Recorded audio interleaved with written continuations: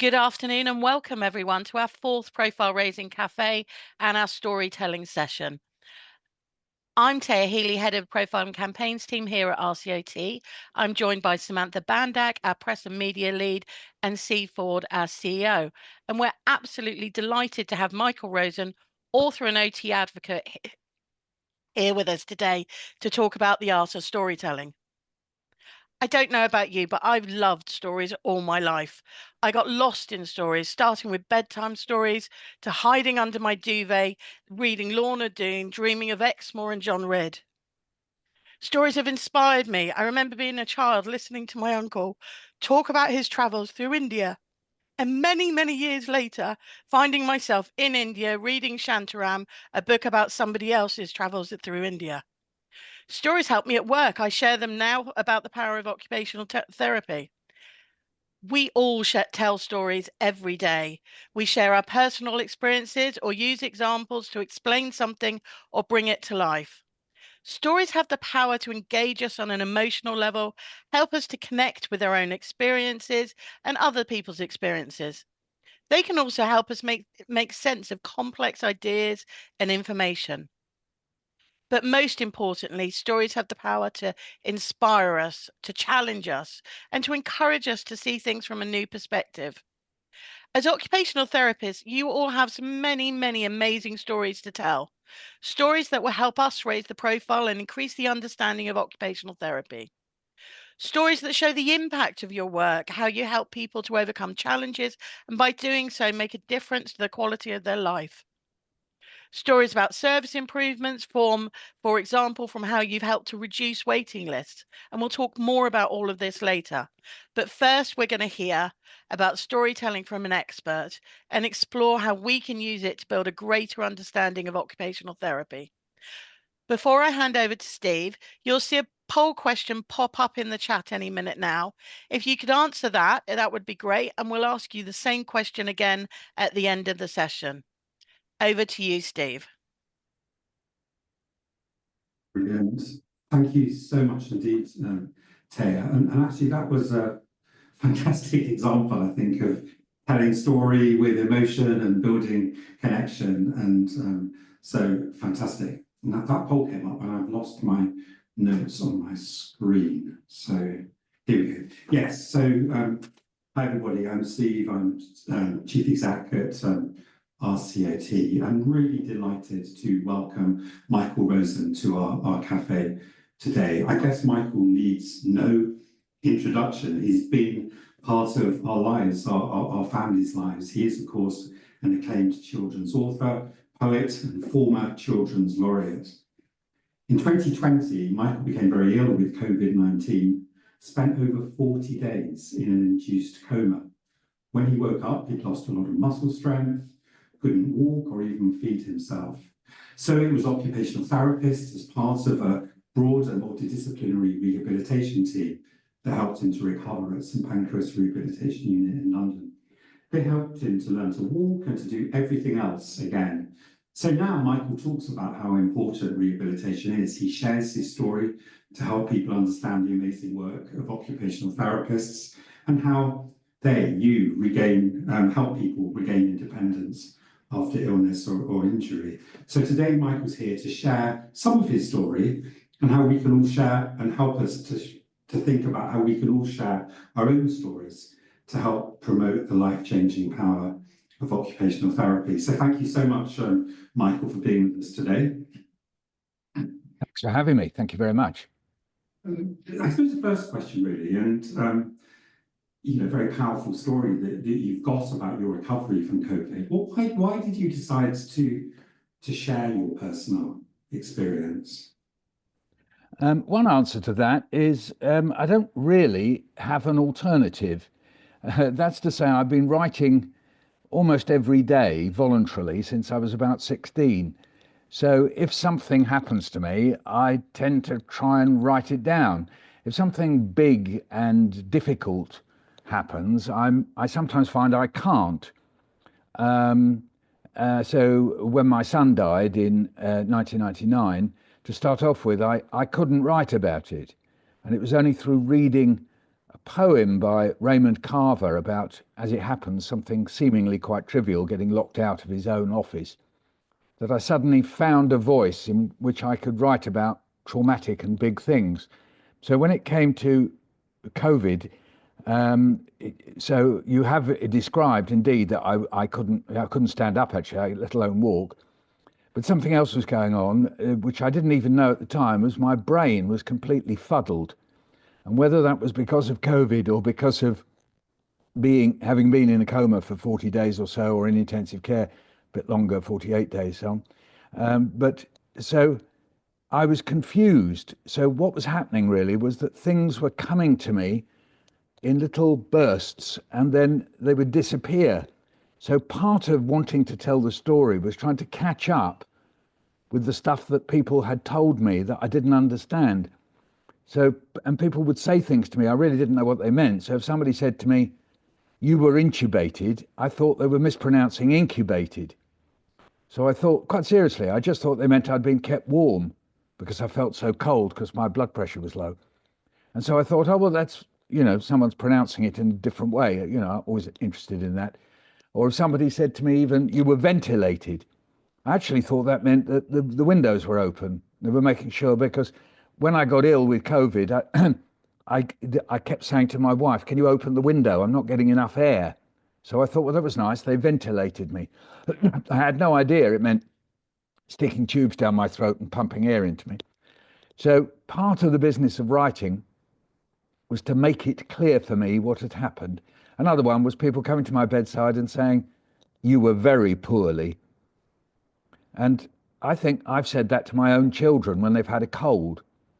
So I thought, "You were very poorly" meant that I'd had a very bad cold. I didn't even really know, it didn't understand that I'd had COVID or what it was. I know this all sounds very strange, but so getting things clear sounds very banal, very ordinary, very dull, but actually that's been the point of quite a bit of the storytelling that I've done.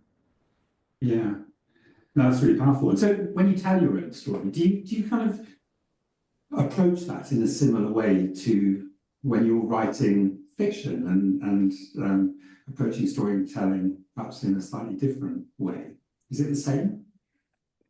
It's certainly similar. I mean, any writer of any kind, non-fiction, reports, huge fantasies, film scripts, there's something that you want to make clear. I'm going back to that sentence. So you're trying to make sure that the thing that you're trying to say is clear. There are exceptions. If you think, for example, of the lyrics of Bob Dylan in his early days, some of them were deliberately not clear, but that's a very particular kind of writing where you're deliberately vague so that people sort of struggle in the meaning. But that's just one specifics. But most of us are in the business of making things clear. Now, how do we do that? Sometimes it's by writing the bones of something. You write just the skeleton so that you just have powerful images one after another. That's the way folk stories work, ballads in songs work, and the way I sometimes try to write.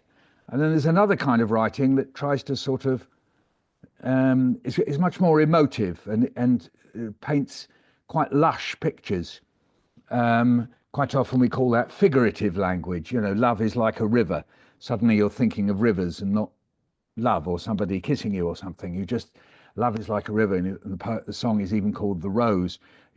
So you're sort of lulled into these images. So with this business of being ill or losing my son, I shied away from that lush area, if you like, and went for the bones way of writing. And that seemed to me to suit what it was, that I wanted to be clear so that people they weren't going to be swamped by my emotions. In a sense, they could form their own emotions. That's a preference on my part. And I know it sounds very kind of literary, but it's derived in part from ancient Chinese poetry. Ancient Chinese poetry told very emotive things through very simple juxtaposition of images in very simple language. So that's where it comes from. No, that's really interesting. And that concept of kind of being clear, I guess I'm thinking, part of, I think, what you said is about being clear for yourself to kind of understand and frame your own kind of emotions and responses, but also it's about being clear for your reader, isn't it? And helping them to understand. Is there a difference there in all of that? You know, how you approach that sense of being clear for someone who doesn't know what it's like being in a hospital bed, doesn't know, hasn't experienced COVID in that way. How do you approach the issue of the audience, I suppose? Yes, that's very interesting how you put an audience in your head when you're writing. You don't have to, of course. You can write in ways that are very personal to you, with references to things that no one else will get. And that's fine. I'd recommend that happily. So you could talk about Grandad, say, and nobody has who you mean, or you just use a nickname, Dilly, and nobody knows who Dilly is, and that's fine, but you do, so it has all the resonance. But when you're writing for others, you have to think, well, they won't know who Dilly is, they won't know anything about Grandpa, and you wanted to make a point about Grandpa, let's say, stuck in his chair and he couldn't get out of his chair. So you've got to sort of think of your audience and wanting to know that. And another way of writing, and I'm luckily a huge beneficiary of this, is that the nurses and, in fact, occupational therapists and physios who looked after me when I was in a coma, and in the induced coma, you, if I can say that, wrote me a patient diary. And so I have in the region of 40 letters that are in my patient diary. And what's lovely about them is they're addressed to me. So even though I was lying there utterly unresponsive, literally in a coma, unconscious, you people were writing to me saying, things like, for example, oh, well, I can see by the side of your bed, your family have sent in pictures of Arsenal. You must be an Arsenal football fan. When I said I was a Derby football fan, you didn't seem too impressed. So I'm reading that, after I've come out of the coma, and I'm reading it 5 years later. And it's wonderful because here is someone treating me as a human being and being very direct. So that idea of writing a letter to someone who can't reply, it can be to someone who's died, it can be to someone who you may not ever send the letter to. When those nurses were writing that, they didn't know whether I would live or not. There was every chance I would stay in a coma for a long time, and then they'd have to switch the machines off. The people really didn't know. So in a way, it's a very powerful thing, and it's a way of putting an audience in your head to write it, as it were a letter. You're not going to send it. So that's another way of holding an audience in your head. Very powerful. No, that is great to hear. Where do you start when you're creating a story? Is it with an idea, a memory, something that's happened in everyday life? So what you have at your disposal, you have your 5 senses, assuming they're all working. All right, so you have your 5 senses. Then you have the power of imagination. You have the power of memory. And I would probably add in there the ability to investigate. Some of these things overlap. So if ever you're stuck, you can ask yourself the 5 senses question. Put yourself in the situation that you're describing. Let's say it's me lying in bed in the rehabilitation hospital, and I can see the ward I'm in, so I can ask myself, what can I see? What can I hear? Well, there's sounds, but also the things that people are saying. There's Peter on the other side of the room. The nurse has just said to him, Peter, your urine is dark. And Peter is replying, yes, the times are dark. So Peter was quite a witty guy. And so I heard that and I wrote that down. So that was lovely. But I could hear other sounds I won't go into now. So we've got seeing and hearing. We've got smelling, touching and tasting as well. So there's the taste of food, the feel of the bed, the smell of the ward and the rest of it. So we can write about any of those things. All right. And then also we can remember, so we can incorporate into those 5 senses memories of other times I was in hospital. So, for example, when I broke my pelvis or when I broke my nose, quite comically, playing cricket. And I've got very powerful, and these overlap. The great psychoanalysts and psychologists know the way we shunt our memories in together. So, in fact, our sense of time is actually, it isn't A leads to B, leads to C, leads to D. We might be in the middle of B, and then a memory from way back comes bursting in. And that's another way to tell stories. You're broadening who you are. So there's memory and there's imagination. Now, imagination by and large is not what we're talking about today, but even so, you can actually have imagined. I had to imagine what it would be like to walk again. So when one of you folks came to me and I said to you, I said, I don't think I'll ever be able to do a show for children again because I felt so weak and I couldn't stand up. And I said, I don't think I'll ever be able to do a show again. And it was Emma, who was either a physiotherapist or an OT. I'm sorry I confused them. But anyway, and she said, oh, I think you will. And I really didn't believe her. So I was imagining, wasn't I? I was thinking forwards, and as it happens, gave myself a negative image. She said, no, I think you can't say that, I think you will. And sure enough, 18 months' time, I was doing a show at the Queen Elizabeth Hall, South Bank, 900 children. And afterwards, I was signing books, and a woman came up, and she was standing there. And it was the time when we still had perspex between us in places like this, and she had a mask on. And this woman said, hello, it's me. And I said, sorry, who? And she said, it's Emma from the St Pancras Rehabilitation Hospital. And of course, it was incredible. She was there with her children, and she was the one who had said, I'd do it. And I was the one who said, I didn't think I would. So there was imagining forwards, and then in telling this story right now, I've, as it were, caught up with that, and it's become a kind of memory. So the imagining becomes the memory. You hold all these things in your head, but basically you've got your five senses, you've got imagination, memory, and the power of investigation. What was going on? Why did you OT folks, you gave me this double-decker Zimmer thing? You know, you've probably got a name for it. But it was like you flopped me over the top of it, and then I just sort of stood there and then shunted my feet 1 inch. And I'm sort of thinking, well, why did you do that? Why didn't you put me into a wheelchair? So I investigated, or I investigate, you know, COVID. What effects did it have round my body? Or I investigate the changes of my body before I was ill, after I was ill. So I call those investigations. So that's another, if you like, utensil, another tool in your armory when you're writing.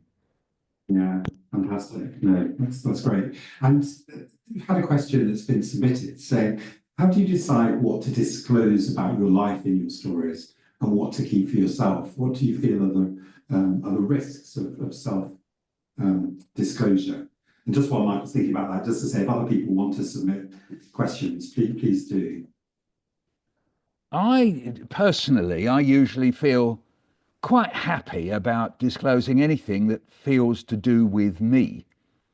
So, you know, I'll talk about piles, I'll talk about, you know, all sorts of things, and I'm fine. If it involves another person in some way or another, then we have to be very careful. Either whether we're, you know, wanting to insult them in some way or another, and obviously there are times we do, or to write about them, or very intimate things to do with our personal lives, our sexual lives, or whatever, then in those terms, I think, you know, you have to switch on the amber light, if not the red light. But when it comes to me personally, about, if we can distinguish that, things to do with our bodies and so on, I think, you know, Western culture has taught us to be quite reserved about our bodies. You can trace this historically. If you read medieval literature, it's not very reserved. And then suddenly, round about the time of the Elizabethans and the Stuarts, if you know your history, 16th, 17th century, we learnt reserve, that somehow or other bodies are things that we kind of hide away. So yeah, that's normally what I do. So given that you're OTs and so on, you're interested in bodies, and so I feel fairly relaxed about talking about that. But in terms of, you know, where it incorporates what other people, you know, in a personal relationship, we have to be very careful and have their permission, if nothing else. Yeah. No, fantastic. I'm always interested in the whole question of, I don't know, what we call it, kind of artistic license or poetic license, you know, particularly for someone like you, actually, who's just so kind of creative, and, you know, and it's so obvious that, you know, your stories aren't true, as it were. How do you then make that transition when you are telling stories that are true? And, you know, and I guess, you know, we all like to kind of build stories, don't we? And do they become embellished over time? I don't know. I'm not accusing you of that now. But do you understand that kind of tension, I suppose? No, absolutely. You know, if you're making up a story about a little bear talking to a big bear about the little bear's worried about hibernation, that's one story I did. Well, the only thing that's true about it are the emotions. It's what I think Freud called psychic reality. That's to say, you make the emotions true, but the situation may be completely untrue. Namely, we assume at any rate that little bears don't talk to big bears and say, I'm a bit worried about hibernation. But we can do that. And so in the fantasy stories that I might write, then indeed those are might have psychic reality, but nothing else. In writing about, say, being in hospital, being in rehab, I try to impose on myself a very rigid discipline, namely, I'm going to say what happened, and not only what happened, also what is actually authentic, which is an interesting word. It means where you might write down things that are true, but somehow or other they're not. It's a bit difficult to describe. Authentic means where it feels right to you and it will feel right to others. So I'll give you one example. So in order to get the very first, just as I was learning how to walk, thanks to you guys, when first learning how to walk, it was a big deal as to whether I'd be able to get from the bed to the toilet, as opposed to weeing in the bottle. All right, and bedpan is to get to the toilet under my own steam and without a stick. And I can remember sort of singing to myself, don't laugh, the M People song, Search for the Hero Inside Yourself. Okay? So, you know, we all need these funny things that sort of build us up, even in the most sort of trivial and so on. So I can see the irony and the silliness in this. All right? And then when I sat on the loo, because I couldn't stand up to pee like guys usually do, I had to sit. And when I was sitting there, I did wonder to myself, am I the only person in the world who ever got themselves from the bed to the toilet by singing Search for the Hero Inside Yourself? Now, some of that's inside in memory and some of it's external, but it had to be authentic. All right. So I've juxtaposed in telling that story, and it's in one of my books. All right. I've had to juxtapose the trip and then the sitting on the loo and then leaving it at that. So it is structured a bit like a joke. You know, if you think of someone like Peter Kay or Kevin Bridges or Billy Connolly, it's the sort of the way in which they tell stories. You have a moment, you pull out the moment. It's already a bit daft, me going search for the hero while I'm staggering to the loo, and then I'm sitting on the loo and wondering that. Now, I can be absolutely honest, did I really wonder whether I was the only person in the world when I was sitting on the loo? I'm not 100% certain I wondered it then, but I certainly wondered it after. So maybe I've squashed it up a bit. There's your poetic license, but it's authentic. It is something I have jokily wondered, you know, am I the only person who's so self-important to come up with a grandiose song like that just to get themselves from the bed to the loo? So, you know, it's there. So there's an example in which I'm just tweaking and playing in order to have that juxtaposition. And, you know, you've seen it if you watch Peter Kay, you know, things of Peter Kay at weddings and funerals and that sort of thing. You know, with the, I don't know whether you've seen it, the bit about the quavers, the quaver bag floating past. Oh, that were him, that were the quaver. Yeah, anyway, I won't do it. Yeah. No, brilliant. And so there's a question here from Michelle. What's Michael's advice about getting across a clear message story when there's so much to cover, i.e. everything that we get involved in as occupational therapists? And it just feels, maybe it all feels a bit overwhelming to try and tell that story. Yes. So the way I do it is to think in very small bits. So if you think of a mosaic is made up of small bits. So when you just pick up one stone to make a mosaic, it doesn't seem to have any meaning. Then when you put it into the mosaic, there it is, making the face or the dragon or whatever is on the mosaic. But you've got to do that one small piece. So think in small pieces. So it seems enormous. You know, you think of a mosaic of a great big Roman mosaic of a great big dragon or whatever. All right. It seems huge. You can't just make a dragon. You've got to do it bit by bit. So that's one thing. And the other thing is that when you write, so one way to write, and the one that we're all taught at school, is to write in sentences. Okay, and sentences are fine, but they are very logical. You know, every time we use words like although and when and where and if, that's actually our logical thought kicking in language. Although I've got, I don't know, blisters on my feet, I still go walking. So I'm holding two ideas. That's logical thought. Although, but I still do. So we hold that. You don't have to write like that. You can write in a much simpler way, and I call that unfolding. That's to say, you can write a line like, they come to my bedside and say, you were very poorly. And you don't have to write anything else. You just write that. And then you might say, yeah, they did keep doing that. So you write very poorly. You write it underneath the other line. It's what they keep saying, very poorly. You see, I'm repeating myself. It's like speech. But I'm putting it underneath. I might not write any more than that. Or then I add on, they've explained to me that I nearly died. Yeah, maybe I'll just stop there. So all I've got there is very poorly. They keep saying to me very poorly, very poorly. They've explained to me I nearly died. That's the end of it. Because that's the meaning of that thing, the irony of the fact they didn't say, hey, Michael, you nearly died. They came up with this euphemism, very poorly. But I don't want to say all that stuff about euphemisms and why did blah, blah, blah. I don't want to say that. I just want to get the bones. So that's unfolding. So it's two tips. Think of what you write can be the mosaic stone, and think of the fact that you don't have to write in sentences if you don't want to. Sometimes we do. We want to hold complex thoughts, and we want to do the all those and ifs and becauses. And other times, you can just be nice and simple and lay it down like that. Yeah, fantastic. We've got lots of questions coming in now, actually. We've only got probably time for probably one more. Just the last one's coming, actually. Are there ways to frame a question to grab attention, or do we need other techniques to engage our audience? If so, can you share them?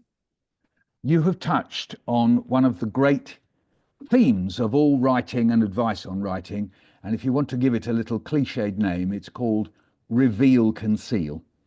So if I say to you, she walked down the road, looked up at the window and wondered who lived there. That's called reveal conceal, because the moment she is wondering who lives there, then you're wondering who lives there. I could make it a bit more mysterious, and I could say, the window looked dark, but then suddenly there seemed to be a light, and then the light went out.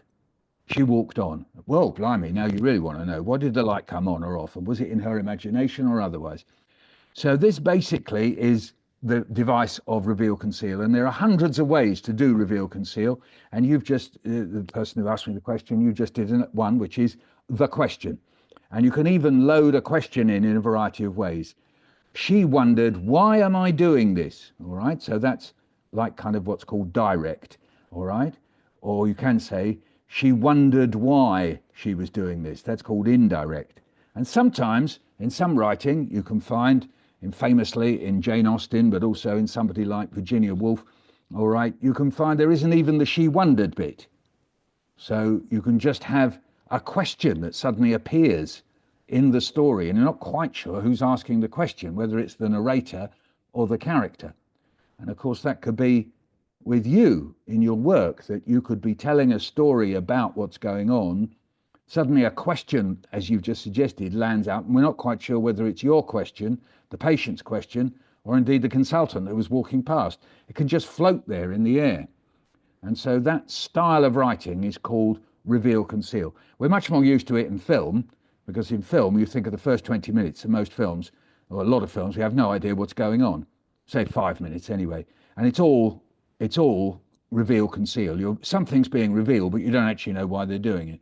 Or indeed, I don't know, Silent Witness, or back in the day with Luther, you know, or I know The Tourist, if you watched any of those. I mean, that was virtually all reveal conceal. You didn't know what was going on from one program to the next.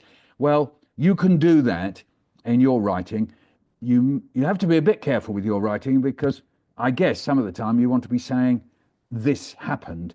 But if you want people to be interested, you can indeed say, why did I do that? I mean, I'll just give one example. So Ashma, if you're there, Ashma, hello and thank you for everything. So Ashma was one of the OTs at St Pancras, and she said, today we're going to the gym, which I just thought was a joke. You know, why was I going to the gym? I couldn't stand up. Anyway, and then she put me between, you know about this, parallel bars.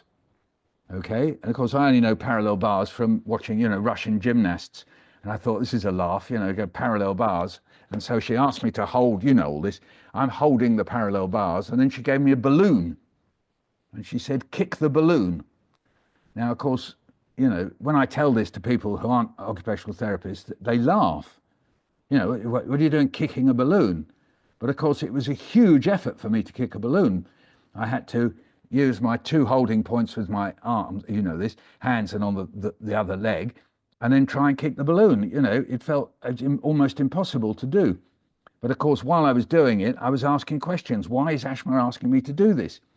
All right, so if I was telling that story, indeed, I could put into it, I could embed in the telling of the story, why is Ashma asking me to kick a balloon? You know, I kick balloons at children's parties. You know, why am I kicking a balloon in order to learn how to stand up? And in fact, it's been a source of endless curiosity to me that how Ashma, who has an MSc, how she was able to translate all that knowledge and experience into these tiny, simple tasks. So I sort of was fascinated by the kind of funnel effect of seeing what she was doing. So there we are. That was full of queries and questions too. The magic of OT. Brilliant. Just one last short question, actually. What's one thing you want people to take away from today to help us all tell stories about OT? Trust your spoken voice. You can all tell stories, you all do. You go back to the tea room after you've just done something and you go, hey, God, blimey, you know that patient there, you know what? You know, he didn't turn up to the gym this afternoon. I don't know what he thinks he's doing. You all do that. Of course you do. Trust that voice. You've all got a good spoken voice. You all tell each other stories. You know, it's demeaned by calling it gossip. It isn't gossip. It's how we churn through reality. It's absolutely fine. Trust it. Think as you pick up the pen or you sit at the keyboard, start off with by telling it onto the page, onto the screen. Just tell it. Now, you may want to jiggle it around, you may want to change the order, you may want to put in some questions like we've just heard, or you may want to do mysteries about who you think this person is and how you never understood why they didn't go to the gym or whatever. Indeed, but to start off with, just trust your spoken voice. Yeah, fantastic. Well, there are so many other questions I could have asked that people have been putting in, and sorry to everyone that haven't got to your questions about AI and a whole range of things. But Michael, that was absolutely fantastic. We're really grateful for you spending some of your valuable time with us and for what you do to promote occupational therapy and rehabilitation in general. So thank you very much indeed. It's been fantastic. Thank you very much, Steve. Lovely questions. Thank you. Thank you very much indeed. Thank you. And now handing back over to Thea and Samantha to take us through the next section. Great. Thank you, Stephen. Thank you again, Michael. That was a really inspiring and informative session. I'm sure we've all taken things away, things that will remain with me, and I'll definitely think about how I can use it. Is that reveal, conceal, unfolding, and thinking about your senses. Amazing. Samantha and I are now going to talk a little bit about how we can use some of those storytelling skills that Michael shared with us in occupational therapy. And just whilst we get the slides up here, you can see we've actually got a question for all of you. Can you just have a think about it whilst we're starting to talk here about what is it about stories that catches your attention? What is it about that makes you read a headline? What is it that makes you read beyond that headline?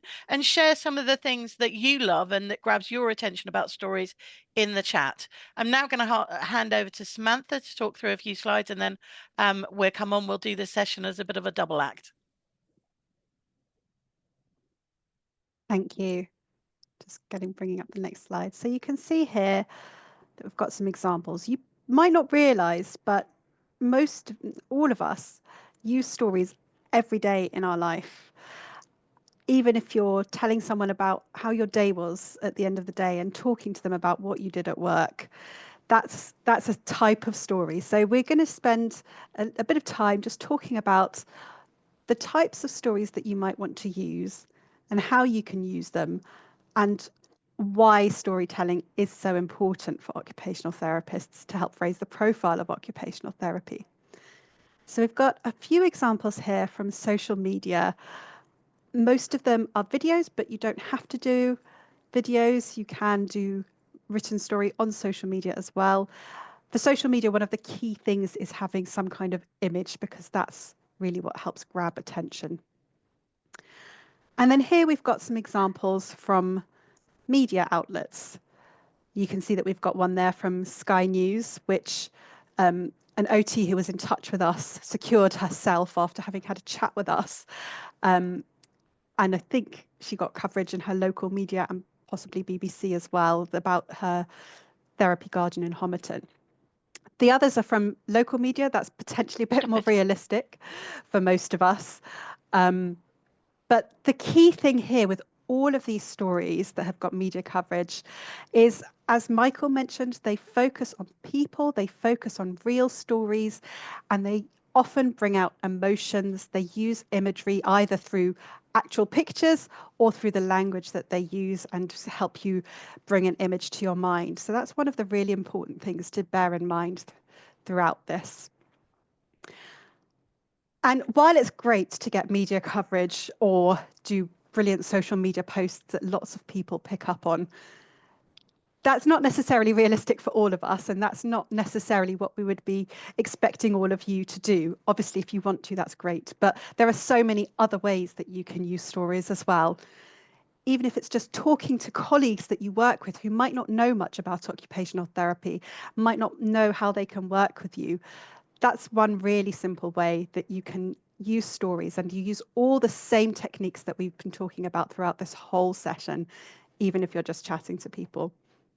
You might want to build a business case to try and get some more people in your team, or more resources, or more funding. You'll use the same techniques to convince people that you are the right team to give that to. You want to show what impact you can make if you have those resources, what impact you've already made. You might want to bring in real life stories of people that you've worked with and show that emotion and build that connection so that you can help convince them to your point of view. We've obviously already talked about media and social media. You might also want to invite your local MP or a local councillor to have a look at your service and help them see the real difference you're making to the people in their community. And you might have a bigger agenda there in terms of trying to change things politically, or it might just be that you want to make those local connections with people who are the decision makers for your local area. You can also share stories with other OTs or with us in our Innovation Hub, or you can email us and let us know what your stories are. And that's either because you just want to let us know, or sometimes if you are looking at trying to go to media or something like that, then we're happy to help you shape that story and identify what it can look like, as we did with the OT working at Homerton Hospital. So I'd really like to ask you, how have you already used stories? Please share them in the chat. I'd love to know how you've used stories, big or small. And if you have got any media coverage or anything like that, that would be great to know as well. And any successes that you've had. Thanks, Samantha. Just to highlight some of the great things that people have shared in the chat around what grabs you as a story. Some of the things we've got here are true stories, or searching for the truth, creating an atmosphere, humor, being relatable, facts, shocking, visuals, unexpected. Some of us read the books like the cover of a book that brings us in. So there's so many things that grabs your attention from stories. We're now going to talk about a little bit about how we go about creating the story. Well, the first thing to think about is to think about the stories you like, which we've just done, and try and get some of those ideas in your head. It helps to put you in the right space. And then decide, what do you want to achieve from the story? What is the message you're trying to get across? You could start by looking at the Power of OT narrative that we've got, or reading the workforce strategy. They all help to do it, but there are other things as well that you might have a specific purpose that you've got. Then it's about trying to think about what stories have you got that you could tell that would help support that overarching message. So what are the stories there? You could get together with other people and use it as a bit of an ideas session. Then you can think about, I think Michael talked about this as well, is thinking about your audience. Who are you talking to? And what do you need them to be thinking about? And then it's starting with story outline. I'm just going to unpick these next two sessions a little bit. And whilst I do that, we can see some things that people have popped in the chat around how you use story. I love the fact that it's using story to get charity funding, or you've used it to write an article for Woofert. So, and sharing stories through writing a book. So many ways that we can share stories and things people are already doing.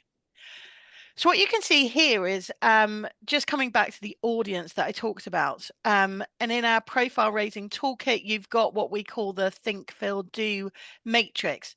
And this really helps to put your audience at sort of the heart of what you're doing and why you're writing that story. So the first thing is to think about, who are you talking to? Who's your primary audience? There might be a couple of audiences there, but first start with your primary. Then think about, what do you want them to think when they see or read or hear your story? And the example we've got here is we want them to think about, how do you position OT workforce correctly in a way that could reduce pressure on the NHS and shorten waiting lists? Then think about, actually, what's the emotion do you want them to have? And we've already talked quite a lot today about emotion. And what we've said here is we want them to be inspired to support occupational therapy. And then the do is coming back to that action. What do you want as the action? And try and keep this as simple as possible. And here we've said, well, actually, I'm using this story to invite them to come to visit my service. So what I want them to do is to come and visit the service and say yes to that. So it's just a really nice little matrix that you can download from our toolkit and use to help you start to think about that audience. We can pop to the next one, Samantha, please. And now we're going to Great. talk about structuring your story. I know there were a couple of questions in the Q&A for Michael about this. Sorry we didn't get Michael to answer it, but we're going to have a go as ourselves instead. And we're very happy to answer any follow-up questions as well. So do pop any questions you have in the chat and we'll try to come to them at the end.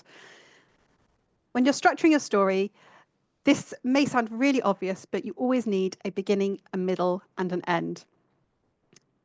When you're thinking about your story, you might just want to think about it in your head. You might want to write bullet points or words, or you might want to write whole sentences. And obviously, Michael touched on that as well. So you don't have to go out and write an entire story from scratch straight away or at all. The beginning is where you want to set out the situation, talk about what's happening. You want to introduce the main character or characters, which might be yourself. It might be your team. It might be someone that you've worked with and supported. Obviously, get their permission if it's not your own story.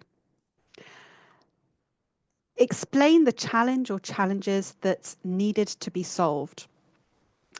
And think about how you can grab attention. What's that golden nugget that's going to make people sit up and listen or want to read your story? What's going to get them hooked and keep listening or reading or doing the action that you want them to do by the end of it? For the middle, we want to talk about what's happened and how that challenge was resolved, or what movement there was towards resolving the challenge. How did it impact the main character or characters?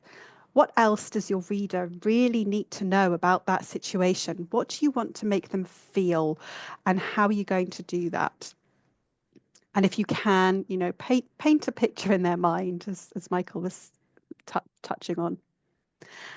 For the end, you might want to talk about how it was solved. Depending on where you're telling your story or who you're telling it to, there might not be a solution. So, for example, if you're pitching for more resources for your team, the solution might be that you need something else to be able to finish the story, as it were. So in that case, bring your audience into the story and let them know how they can help you. What action do they need to take in order for the ending to happen? And what impact did it have or could it have on the situation or the characters?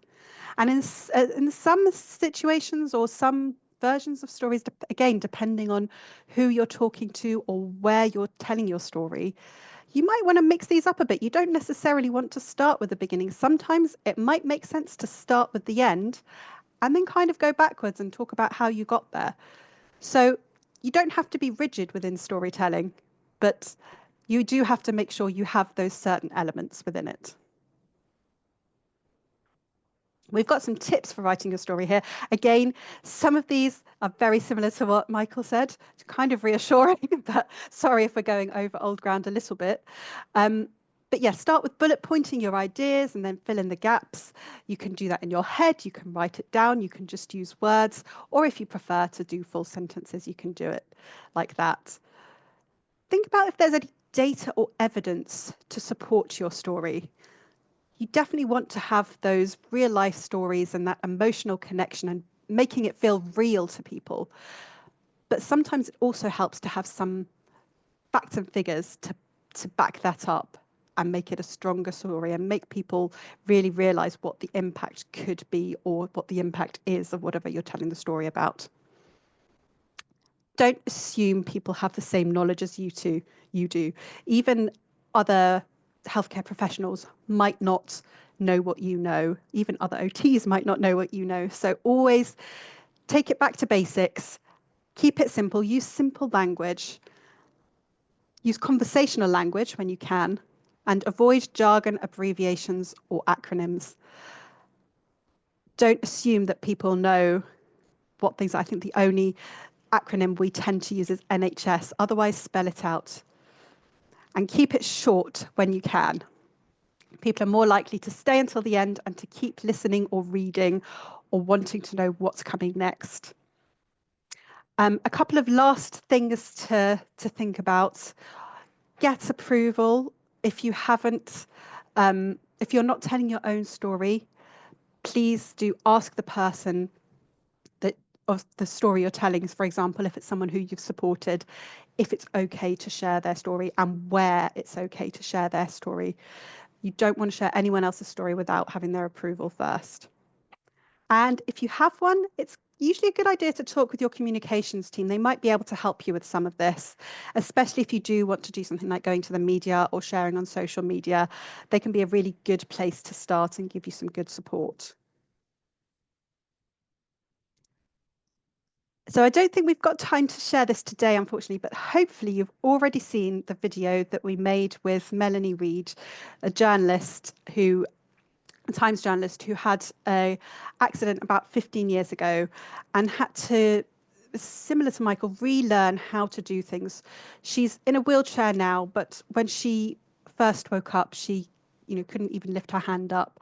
So we made a video about her story and with the occupational therapists that worked with her. I think we're going to share a link to that in the chat. So if you haven't seen it, do watch it after this. But that's just a really good example of how an occupational therapy story can be told. Thea, back to you. Oh, I think Thea might have dropped off. So I will pick up this one until she comes back in. I know she's been having some Wi-Fi problems. So we're going to come and ask you all some questions in a minute.